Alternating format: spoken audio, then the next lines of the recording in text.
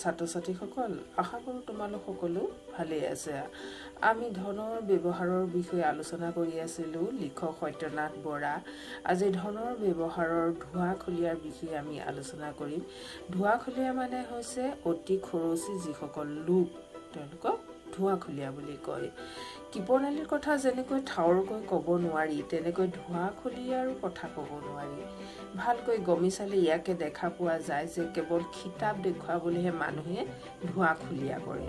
কিন্তু জনা বুজা মানুহে ধোঁৱাখুলীয়া খিতাপ বুলি নধৰে। কেৱল চহা দুখীয়া তৰফৰ মানুহে তাক খিতাপ কৰা বোলে।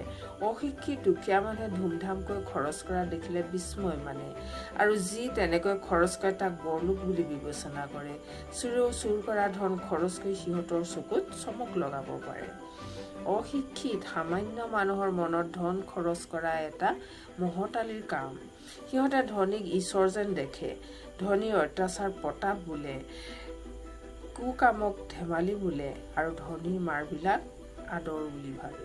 সিহঁতৰ ভাল বেয়া বোধ নাই, মান অপমানৰ জ্ঞান নাই। এনেকুৱা নিবোধ মানুহৰ প্ৰশংসা পাবলৈ যি নিজৰ হিতাহিত জ্ঞানক ঠেলি থৈ অযুগুত খৰচ কৰি দুখ মাতি আনে, সি যে আও নিবোধ তাক এক ধনুষ্টাও সন্দেহ নাই।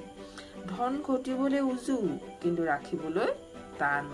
এই কথা লোক নিৰন্তৰে কয়, আৰু কথা এষাৰত যে সাৰ নাই এনে নহয়। জগতৰ সকলো মানুহে ধন আৰ্জে, কিন্তু ২-৪জনেহে ধনৱন্ত হয়। বহুতে বিবেচনা কৰে যে যাৰ সৰহ আৰ্জন তাৰ পক্ষে ধনৱন্ত হোৱা টান কথা নহয়, কিন্তু পৃথিৱীৰ দৃষ্টান্তলৈ চালে এই কথাৰ মিছা ধৰা পৰে।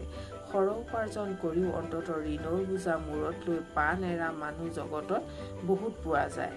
আকৌ অলপীয়া আৰ্জনেৰে ধনৱন্ত হোৱা মানুহো বহুত আছে। এতেকে আৰ্জনৰ কম বেছিত মানুহ চহকী বা দুখীয়া নহয়। ধনৰ সজ বা অসজ ব্যৱহাৰ পৰাহে হয়। এতিয়া আমি আহোঁ যে ধন জমা বা ধন ঘটাৰ মূল মন্ত্ৰ। আয় অনুসৰি খৰচ কৰাই অৰ্থ ব্যৱহাৰৰ মূল মন্ত্ৰ। আয়ৰ জোখে খৰচৰ জোখ হোৱা উচিত। আয় অলপ খৰচ সৰহ, সেই দৰিদ্ৰৰ হবৰ চিন। যি মানুহে ধনৰ নাটনি এৰাব খোজে, সি তাৰ আয়ৰ পুৰা আধা সাঁচিব লাগে। এজন পণ্ডিতে কৈছে যে উৎপন্নৰ আধা সাঁচিলে মানুহ ধনী হ'ব পাৰে, আৰু তেহাই সাঁচিলে নিধৰুৱা হৈ সুখেৰে খাই লৈ থাকিব পাৰে। এই কথা সৰহ আৰ্জন বা অলপ আৰ্জন দুইটাতে খাটে। এতিয়া আমি ইয়াৰ পৰা আমি ধনী হোৱাৰ মূল মন্ত্ৰ, ধোঁৱাখুলীয়া কি, এই বিষয়ে জানিলোঁ।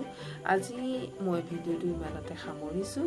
তোমালোকে এনেদৰে আকৌ ভিডিঅ' পাই থাকিবলৈ লাইক কৰিবা, শ্বেয়াৰ কৰিবা, আৰু ছাবস্ক্ৰাইব কৰি ল'বা। পুনৰ আকৌ লগ পাম। ধন্যবাদ।